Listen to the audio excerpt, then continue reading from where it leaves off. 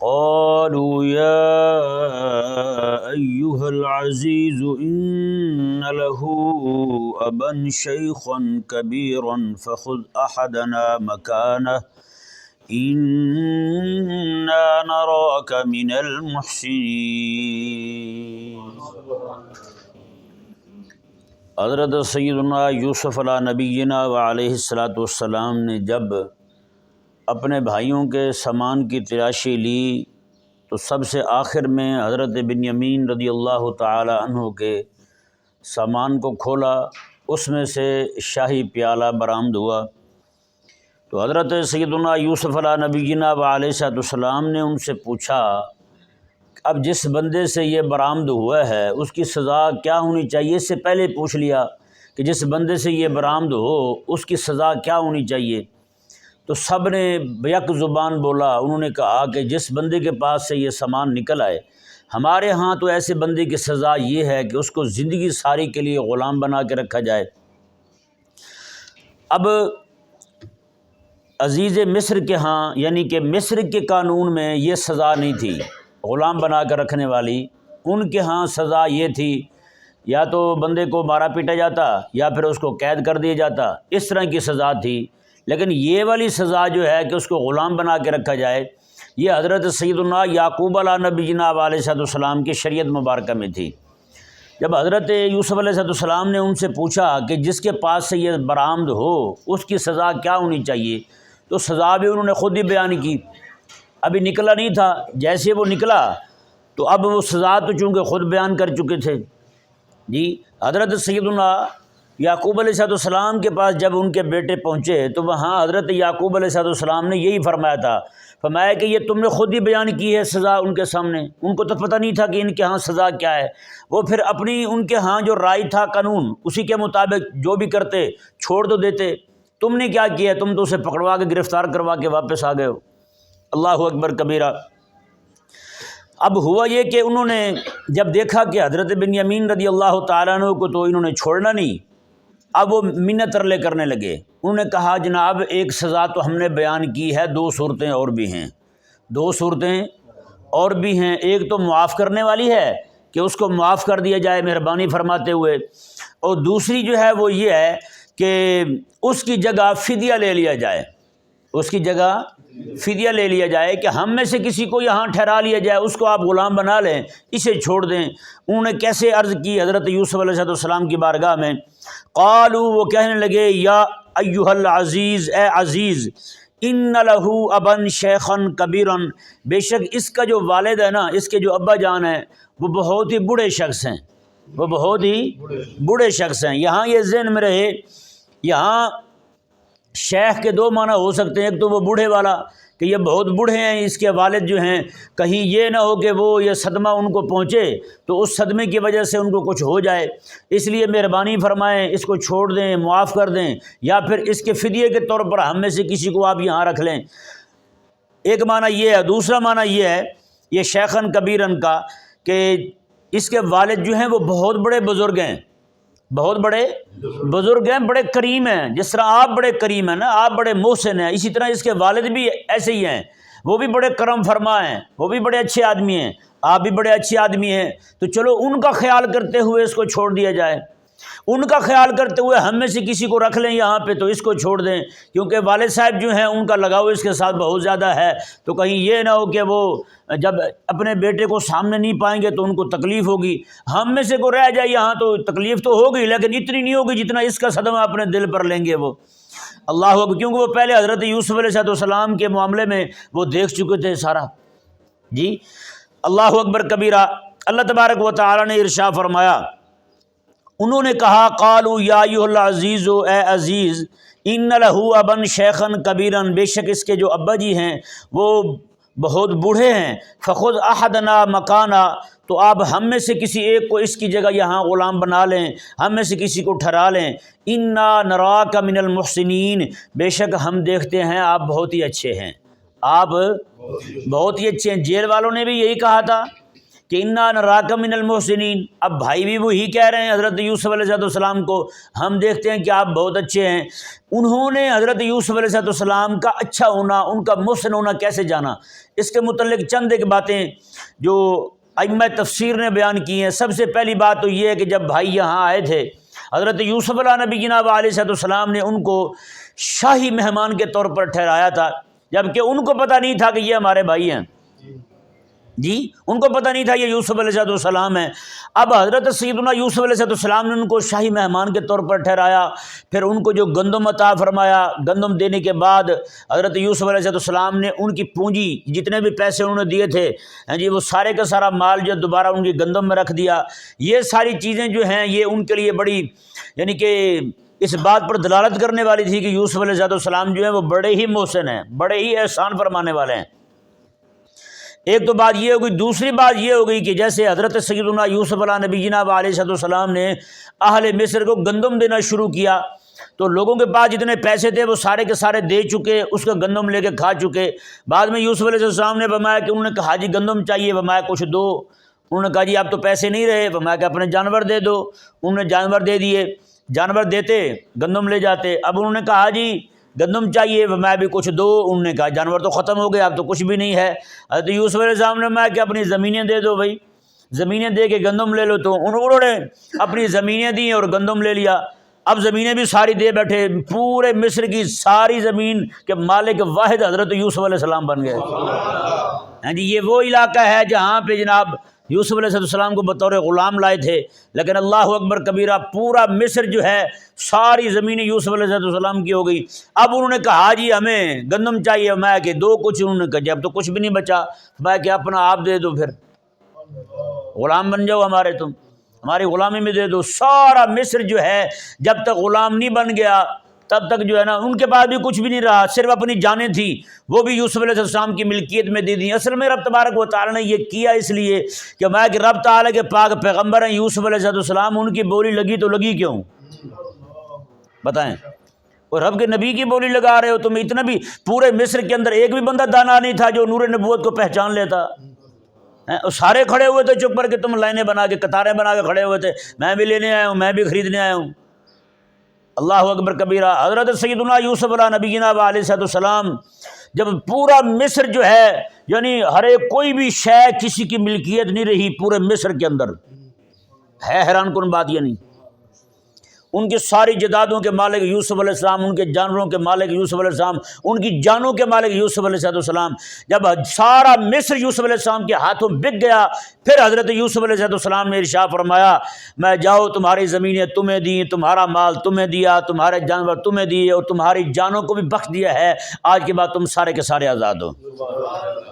یہ بات گھومتے گھماتے پہنچی جناب اردن میں، قریہ خلیل میں، حضرت یعقوب علیہ السلام تک پہنچی، یوسف علیہ السلام کے بھائیوں تک پہنچی۔ تو وہ آ کر کے یوسف علیہ السلام کو کہہ رہے ہیں کہ حضور آپ اتنے محسن ہیں، آپ پورے مصر کے سارے لوگ غلام بن جائیں، ان سب کو آزاد کر سکتے ہیں، تو انا نراک من المحسنین، آپ وہی تو محسن ہیں، آپ ہمارے بھائی کو بھی آزاد کر دیں، اسے بھی آزاد فرما دیں۔ پورا مصر جب آپ آزاد کر سکتے ہیں تو آپ اتنے بڑے محسن ہیں، تو حضور ایک چھوٹا سا معاملہ ہے ہمارا، اس کو بھی آپ مہربانی فرمائیں۔ اللہ اکبر کبیرہ۔ حضرت سیدنا یوسف علیہ نبی جناب علیہ السلام، اچھا جب انہوں نے یہ کہا نا کہ آپ اس طرح کریں کہ ہم میں سے کسی کو یہاں رکھ لیں، حضرت یوسف علیہ السلام نے فرمایا میں کالا، آپ بولے معاذ اللہ، میں اللہ کی پناہ۔ بھائی کیسی بات کر رہے ہو؟ اللہ کی پناہ بھائی، ایسا کیسے ہو سکتا ہے؟ کام ایک بندے نے کیا ہو اور پکڑا دوسرا جائے، یہ تو نہیں ہو سکتا۔ اللہ اکبر کبیرہ۔ آگے کلام کیا ہے یوسف علیہ السلام کا، اس میں لطیف اشارہ کیا ہے، وہ ذرا اس پہ ذرا غور کریں۔ حضرت یوسف علیہ السلام نے فرمایا کہ اللہ کی پناہ ان ناخذ الا من وجدنا متاعنا عنده، میں کہ جس کے پاس ہم نے سامان پایا ہے اس کے علاوہ کسی اور کو پکڑیں، یہ نہیں ہو سکتا۔ اس بات سے ہم اللہ کی پناہ میں آتے ہیں۔ کیا مطلب ہے اس کا؟ یوسف علیہ السلام کے کلام میں احتیاط دیکھیں، یہ نہیں فرمایا یوسف علیہ السلام نے جس نے چوری کیا ہے اس کو پکڑیں گے ہم، میں بلکہ نہ فرمایا جس کے پاس سے سامان ملا ہے، جس کے پاس سے سامان ملا ہے۔ اب حضرت بنیامین رضی اللہ تعالیٰ عنہ کو چور بھی نہیں کہہ رہے کیونکہ انہوں نے چوری کی نہیں، حضرت بنیامین رضی اللہ تعالیٰ عنہ کو بھی بچا رہے ہیں اور ان کو وہاں ٹھہرانے کا جو مقصد تھا وہ بھی پورا کر رہے ہیں جی۔ اب یہاں پہ ایک بات بڑی قابل غور ہے، وہ یہ ہے کہ حضرت بنیامین رضی اللہ تعالیٰ عنہ کو جب خلوت میں حضرت یوسف علیہ السلام نے بتایا کہ میں تیرا بھائی یوسف ہوں، تو اس وقت جو ہے حضرت بنیامین رضی اللہ تعالیٰ عنہ جو ہیں وہ روتے ہوئے حضرت یوسف علیہ السلام کے گلے لگ گئے اور کہنے لگے کہ بھائی اب میں نے ان کے ساتھ نہیں جانا، اب میں نے ان کے ساتھ نہیں جانا، میں نے ادھر ہی رہنا ہے، میں نے نہیں جانا ان کے ساتھ۔ تو حضرت یوسف علیہ السلام نے فرمایا کہ پھر کوئی حیلہ شرعی کر لیا جائے جس سے مقصد بھی حاصل ہو جائے، تو بھی یہاں ٹھہر جائے، برداشت کر لے گا؟ انہوں نے کہا جو بھی ہو میں گوارہ کرنے کو تیار ہوں، ہیں جی۔ اللہ اکبر کبیرہ۔ تو حضرت سیدنا یوسف علیہ نبینا علیہ السلام نے پھر اس طرح، اور اللہ تبارک و تعالیٰ نے خود فرمایا کہ یہ ہماری ذمہ داری ہے، ہم نے تعلیم فرمایا تھا یوسف علیہ السلام کو یہ طریقہ سارا کہ بنیامین کو یہاں کیسے ٹھہرانا ہے، سمجھ آیا نا؟ لہٰذا اس قصے پر کسی بھی طرح کا کوئی بھی اب حیلہ جو ہے اس کے متعلق تو بہت سارے دلائل قرآن کریم میں اور احادیث شریف میں موجود ہیں۔ حضرت امام اعظم ابو حنیفہ رضی اللہ تعالیٰ عنہ خود اس کے قائل ہیں جی۔ حضرت سیدنا ایوب علیہ السلام جو ہیں، آپ نے ایک بات پر قسم اٹھائی تھی اپنی بیوی کے معاملے میں کہ اللہ تعالیٰ مجھے شفا دے دے تو میں تجھے 100 کوڑے ماروں گا، شفا مل جائے تو کیا ماروں گا؟ 100 کوڑے ماروں گا۔ اب خدمت گزار بھی وہی بیوی ہیں جی، بیماری کے عالم میں وہی خدمت گزار تھی، اب وہ جب شفا یاب ہوئے تو اس کو 100 کوڑے لگے تو بیوی نہ بچے بیچاری، تو کیا بنے گا بتائیں؟ اتنی خیرخواہ بیوی جو تنگی کے عالم میں، دکھ کے عالم میں، تکلیف کے عالم میں خدمت گزار رہی۔ اب اللہ تبارک و تعالیٰ نے کرم فرمایا، حضرت ایوب علیہ السلام کو فرمایا کہ ایوب کوڑے نہ مارو، اس طرح کرو ایک جھاڑو لے لو اور اس کے اندر 100 تیلے ہوں وہ مار دو، تمہارا جو ہے نا ہیلا ہو جائے گا، تمہاری بیوی بچ جائے گی۔ 100 کوڑے لگیں گے تو بیچاری کا کیا بچے گا بھلا بتائیں؟ ظاہری بات ہے وہ بھی تو ضعیفہ ہوگی نا۔ اللہ اکبر کبیرہ۔ تو رب تبارک و تعالیٰ نے وہاں پر حیلہ شرعی تعلیم فرمایا۔ بھائی اس میں دلائل بہت سارے ہیں۔ صحیح مقصد کو حاصل کرنے کے لیے کوئی ایسی راہ اختیار کرنا، لیکن یہ نہیں کہ زکوٰۃ سے بچنے کے لیے کہ بندوں کو ایسے کام کرنے لگے ہیں۔ ایک اچھا بھلا مولوی صاحب جو ہے اس نے مجھ سے پوچھا مسئلہ، وہ کہنے لگا جی میں زکوٰۃ جو ہے نا ہر سال بچ جاتا ہوں۔ میں نے کہا جی وہ کیسے؟ کہنے لگا جی آپ بھی بتائیں کہ جائز ہے یا نہیں۔ میں نے کہا جی وہ صورت بیان کریں۔ کہتا جی وہ ہوتا یہ ہے، مثال کے طور پر رمضان شریف میں مجھ پر زکوٰۃ واجب ہوتی ہے، میں شعبان میں ہی اپنی ساری جائیداد کا مالک بیوی کو کر دیتا ہوں، اب میرے پاس تو کچھ رہا نہیں۔ اب اگلا سال جب شعبان آنے لگتا ہے تو بیوی مجھے مالک کر دیتی ہے۔ اس طرح کہتا ہے نہ اس پہ زکوٰۃ لازم ہوتی ہے نہ مجھ پہ لازم ہوتی ہے، دونوں بچ جاتے ہیں۔ میں نے اس کو کہا، میں نے کہا پھر ایک آسان حل اور بھی ہے۔ کہنے لگا وہ کیا؟ میں نے کہا کہ نماز کا جب وقت آنے لگے کلمہ چھوڑ دیا کرو، نماز کا جب وقت گزر جائے دوبارہ پھر کلمہ پڑھ لیا۔ رمضان آنے لگے تو کلمہ چھوڑ دیا، رمضان شریف ختم ہو جائے، عید ہو جائے، بلکہ چاند رات کو، کیونکہ عید تو منانی ہے نا، پھر اتنے تو کافر نہیں نہ بنے ہم ہیں۔ ایک بندے نے کہا نا، ایک بیوی نے پوچھا، انہوں نے کہا ہاں جی نماز، رمضان شریف آ گیا نماز، انہوں نے کہا تجھے تو پتہ میں بیمار ہوں، انہوں نے کہا روزہ، انہوں نے کہا تجھے تو پتہ بیمار ہوں، انہوں نے کہا تراویح، تجھے تو پتہ میں بیمار ہوں، اس نے کہا تو افطاری، اس نے کہا اتنا بھی کافر نہیں ہوں، افطاری تو کروں گا میں۔ یہ مزاج ہے لوگوں کا آج کل۔ میں نے اسے کہا، میں نے کہا جی پھر آپ کلمہ بھی چھوڑ دیا کریں، جب نماز کا وقت آنے لگے، رمضان آنے لگے کلمہ چھوڑ دیا کریں، جب حج لازم ہونے لگے کلمہ چھوڑ دیا کریں، یہ کیا؟ کہنے لگا یہ تو کافر ہونے والے، تو کافر ہونے کے مشورے دے رہے ہیں آپ۔ تو میں نے کہا یہ ہیلا کر کے رب تعالیٰ کے حکم سے آپ بچتے پھرتے ہیں، آپ کا ایمان رہا کہاں ہے بھلا بتائیں نا؟ اچھا یہ تو بات میں نے اس وقت سن لی، پھر اس کے 2-3 سال بعد جا کے میں نے ایک دن ایک مطالعہ کر رہا تھا کتاب کا، تو مجھے پتہ چلا کہ اکبر بادشاہ کا جو مولوی تھا نا، سرکاری مولوی، اس وقت کا طاہر اشرفی صاحب ہیں جی، اس نے، اور مفتی دوسرا ایک اور ہے، اچھا بہرحال اس نے کہا کہ اس نے فتویٰ دیا تھا، یہ ہیلا اس بندے نے نکالا تھا زکوٰۃ سے بچنے کا۔ اس نے کہا جی بندہ جب زکوٰۃ دینے کا وقت ہے نا، بندہ پورے مال کا مالک کسی کو کر دے، پھر اگلے سال جب اس پہ واجب ہونے لگے تو وہ فوراً سے پہلے اس کو مالک کر دے، انہوں نے کہا یہ تیرا میرا نہیں ہے بھائی، یہ کیا طریقہ ہے وہ بھائی؟ تو بہرحال اس طرح کے جو ہیلے ہیں یہ شیطان سکھاتا ہے جی، شیطان اپنے مقربین کو یہ القاء کرتا رہتا ہے۔ اللہ تعالیٰ نے خود قرآن کریم میں ارشاد فرمایا ان الشیاطین لیوحون الی اولیاءہم، شیطان اپنے بیلیوں کو، سجنوں کو، دوستوں کو وحی کرتا ہے، وحی بھی ایسی کرتا ہے الٹی سیدھی کہ رب تعالیٰ کے حکم سے بچنا کیسے ہے تم نے، کہ اللہ تبارک و تعالیٰ کا حکم جو ہے وہ تم پر لازم نہ ہو، اللہ تعالیٰ کا حکم تم پر لازم نہ ہو۔ بہرحال یا مبارکہ ملاحظہ فرمائیں جی، حضرت سیدنا یوسف علیہ السلام نے ارشاد فرمایا کہ الا من وجدنا متاعنا عنده، میں کہ جس کے پاس سے ہم نے سامان پایا ہے اس کو چھوڑ دیں، کسی اور کو پکڑ لیں، کسی اور کو غلام بنا لیں۔ ہم تو بھائی اس معاملے میں اللہ کی پناہ میں آتے ہیں، ایسا کام ہم نہیں کرتے، ایسا کام ہم نہیں کرتے۔ اگلے جو الفاظ ہیں آپ نے میں انا اذا لظالمون، اگر ہم ایسا کریں کہ جس کے پاس سے سامان ملا اسے چھوڑ دیں، دوسرے کو پکڑ لیں، تب تو ہم ظالم ہوں گے، تب تو ہم ظالم ہوں گے۔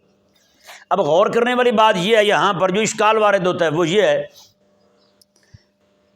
بھی جس کے پاس سے سامان ملا ہے اس کو نہ پکڑیں، کسی اور کو پکڑیں، یہ ظلم ہے۔ تو سامان تو چوری حضرت بنیامین نے بھی نہیں کیا تھا، سامان تو انہوں نے بھی نہیں اٹھایا تھا، وہ تو سامان انہوں نے رکھا تھا۔ پھر یہ کلام جو ہے انا اذا لظالمون، کہ تب تو ہم ظالم بنیں گے اگر اس کی جگہ کسی اور کو پکڑ لیں۔ تو خود حضرت بنیامین رضی اللہ تعالیٰ عنہ کو پکڑنا جو ہے ظاہری طور پر وہ کیا ہے؟ پھر سمجھ آ رہا ہے مسئلہ؟ یہ ذہن میں رہے، حضرت یوسف علیہ نبینا علیہ السلام جو فرما رہے ہیں انا اذا لظالمون، کہ میں اگر ہم یوسف کی جگہ کسی اور، بنیامین کی جگہ کسی اور کو پکڑ لیں تب تو ہم ظلم کرنے والے ہوں گے۔ مطلب اس کا یہ ہے کہ ہمارا یہ سارا منصوبہ جو ہے، ہم نے جو سارا حیلہ شرعی اختیار کیا ہے، یہ اختیار کیا ہے اپنے بھائی بنیامین کو دوسرے بھائیوں کے ظلم سے بچانے کے لیے۔ نہیں سمجھ آیا؟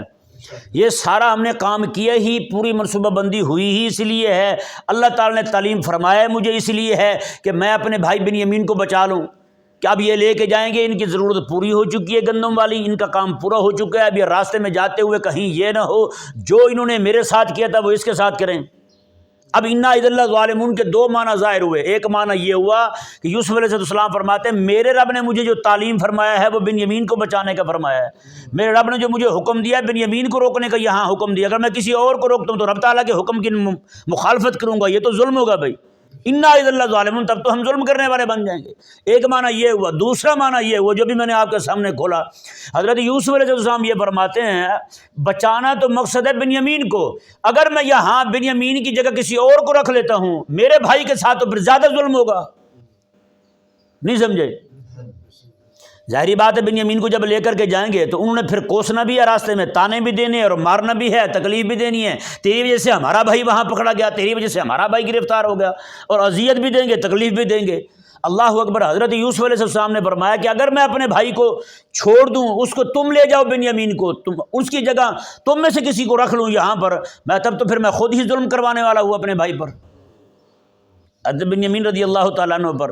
اللہ اکبر۔ یہ بڑا نفیس معنی ہے اس کا انا اذا لظالمون کا، کہ حضرت یوسف علیہ السلام نے یہ فرمایا اگر میں اپنے بھائی کو تمہارے ساتھ جانے دوں تب تو میں خود ہی ظلم کرنے والا بن جاؤں گا اپنے بھائی پر۔ ہاں جی، میں خود، یعنی ظلم کرنے والا مطلب یہ کہ میں خود اجازت دینے والا بن جاؤں گا ظلم کرنے کی، کہ جاؤ بھی تم ظلم کر لو میرے بھائی پر، جیسے تم نے میرے ساتھ کیا تھا وہی میرے بھائی کے ساتھ بھی کر لو۔ ہیں جی، یہ معاملہ نہ بنتا تو پھر تو خطرہ تھا لیکن تھوڑا تھا، اب یہ معاملہ بن گیا، یوسف علیہ السلام ان میں سے کسی کو ٹھہرا لیتے ہیں اور بنیامین رضی اللہ تعالیٰ کو چھوڑ دیتے ہیں، تو ظاہری بات ہے اب تو ان کو سارے غصے سے بھرے ہوئے جا رہے ہیں یہاں سے، انہوں نے کہنا ہمیں بدنام علیحدہ کر دیا، ہمارا بھائی الگ پکڑا گیا، تیری وجہ سے سارا ہوا ہے، پیالہ تو نے وہاں سے نکالا تھا ان کا، اپنے سامان میں ڈالا تھا، اب بھگتنے کے لیے ہم آگے آگے ہوں۔ نہیں سمجھ آ رہا کتنا بڑا معاملہ پیش آ سکتا تھا آگے۔ اس لیے حضرت یوسف علیہ السلام نے فرمایا کہ اگر میں اپنے بھائی کو یہاں سے جانے دیتا ہوں تمہارے ساتھ، تم میں سے کسی کو یہاں روک لیتا ہوں، پھر تو میں خود ظلم کی اجازت دینے والا بن جاؤں گا۔ اللہ اکبر کبیرہ۔ ابین آیات مبارکہ کا ترجمہ سماعت فرمائیں۔ رب تبارک و تعالیٰ نے ارشاد فرمایا قالوا یا ایھا العزیز، انہوں نے کہا اے عزیز، جیسے کہ پہلے بیان ہو چکا ہے کہ حضرت اس کے مصر کے بادشاہ کو اس وقت عزیز کہتے تھے۔ کیا کہتے تھے؟ عزیز کہتے تھے۔ بعد میں جو ہے وہ لقب ان کا فرعون پڑا، بعد میں ان کا لقب کیا پڑا؟ فرعون پڑا۔ یہ فرعون بعد میں آئے ہیں۔ تو کہا کہ قالوا یا ایھا العزیز، انہوں نے کہا اے عزیز، ان لہ ابا شیخا کبیرا، بے شک اس کے جو ابا جی ہیں وہ بہت بڑے بزرگ ہیں یا بہت ہی ضعیف شخص ہیں، فخذ احدنا مکانا، ہم میں سے کسی کو اس کی جگہ لے لیں آپ، انا نراک من المحسنین، بے شک ہم دیکھتے ہیں کہ آپ بڑے ہی محسن ہیں، آپ بڑے ہی احسان فرمانے والے ہیں۔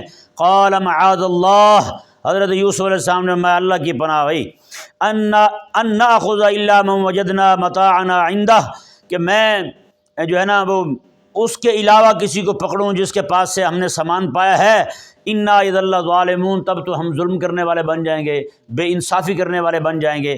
اللہ تبارک و تعالی ہمیں سمجھنے کی توفیق عطا فرمائے۔